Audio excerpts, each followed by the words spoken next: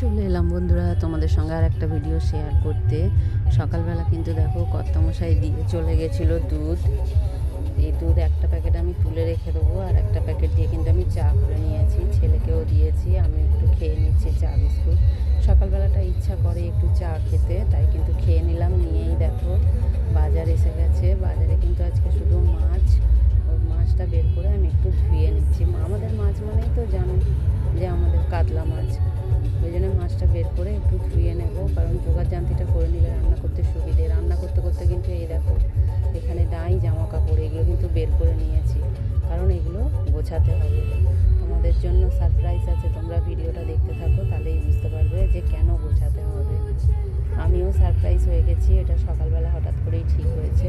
তারপরে দেখো একটা ছোট্ট পেঁপে ছিল, সেটাও কিন্তু আমি কেটে নিয়েছি, যে যেমনভাবে পারবে খেয়ে নেবে, না থাকলে তো এটা নষ্ট হবে, ওই জন্যে কেটে রেডি করে রেখেছি, যে পারবে খেয়ে নেবে। তারপরেই দেখো দিদি এসে গেছিলো, দিদি এনেছে এই যে এগুলোকে মনে হয় খেসারির কড়াই বলে, আর এইগুলো হচ্ছে পালং শাক, লাউ শাক, সব কিন্তু দিদি নিয়ে এসেছে, দিদিদের জমিতে যাওয়া হয়েছে। আর এই দেখো আমার প্রিয় জিনিস, এটা হচ্ছে কিমে শাক। এটা আমি খেতে খুব ভালোবাসি, সেদ্ধ বড়া যাই বলো না কেন আমি খুব ভালোবাসি খেতে, ওই জন্য দিদি বেশি করে এনেছে। তারপরেই সন্ধ্যেবেলা সবাই কিন্তু বেরিয়ে পড়েছিলাম যেখানে যাওয়ার কথা ছিল সেইখানে যাওয়ার জন্যে।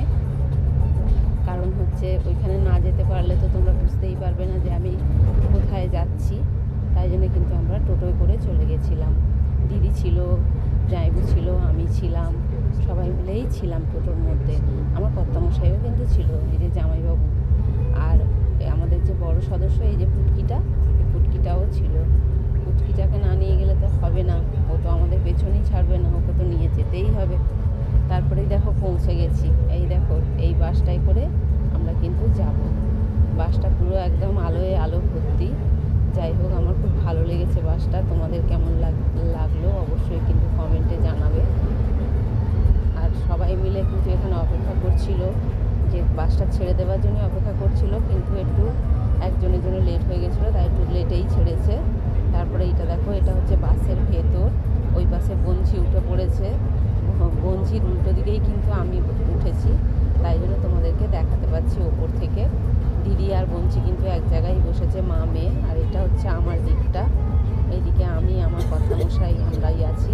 তারপরে দেখো বঞ্চি এনেছিল বাড়ি থেকে লুচি মিষ্টি, ওই খাবার করে এনেছে, আমার জানাও ছিল না, আমরা কিনে খেতে যাচ্ছিলাম তখন বলল। আর এনেছে কিন্তু আলুর দম, আবার লুচি একটা জায়গায় নয়, লুচি কিন্তু দুটো জায়গায় এনেছে। যাই হোক এই হলো আজকে আমার সারাদিন।